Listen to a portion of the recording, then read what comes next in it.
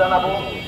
প্রথম আলো ও daily star কার্যালয়ের হামলা, ভাঙচুর ও অগ্নিসংযোগ প্রতিবাদে মানববন্ধন কর্মসূচি পালন করেন ময়মনসিংহে কার্যরত সাংবাদিকরা। যে হামলা ভাঙচুর অগ্নিসংযোগ হয়েছে, আজ দুপুরে ময়মনসিংহ প্রেস ক্লাবের সামনে মানববন্ধনে বক্তারা বলেন, এ হামলা কেবল দুই পত্রিকার উপর নয়, এটি দেশের গণতন্ত্র ও স্বাধীন মত প্রকাশের উপর সরাসরি আঘাত।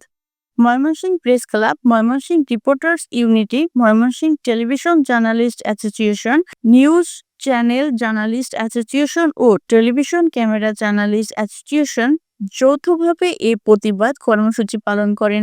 এতে ময়মনসিংহে কার্যরত প্রিন্ট ও ইলেকট্রনিক্স মিডিয়ার সাংবাদিকরা অংশ নেন। যে এই ধরনের ঘটনা নিন্দনীয় এবং এইসব ঘটনার সাথে যারা জড়িত থাকে তাদের বিচার করা উচিত। আসলে আগের ঘটনাগুলো যদি বিচার হতো তাহলে পরবর্তী কোনো ঘটনা ঘটতো না। আপনারা জানেন যে এই দেশে অনেক ঘটনাই ঘটে, কিন্তু এই ঘটনাগুলি বিচার হয় না। আমরা আজকে সাংবাদিক সমাজ ঐক্যবদ্ধ। আমরা চাই যে এই ঘটনার প্রথম আলো এবং ডেইলি স্টারের ঘটনার সাথে যারা জড়িত তাদেরও বিচার করা হোক, এবং এই যদি বিচারগুলি হয় ভবিষ্যতে এই ধরনের ঘটনা ঘটবে না।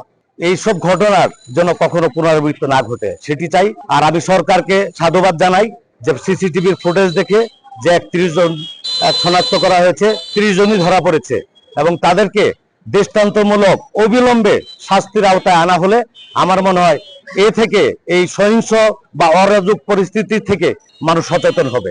নাসরিন আক্তার রহনা, বিপ্লবী বার্তা।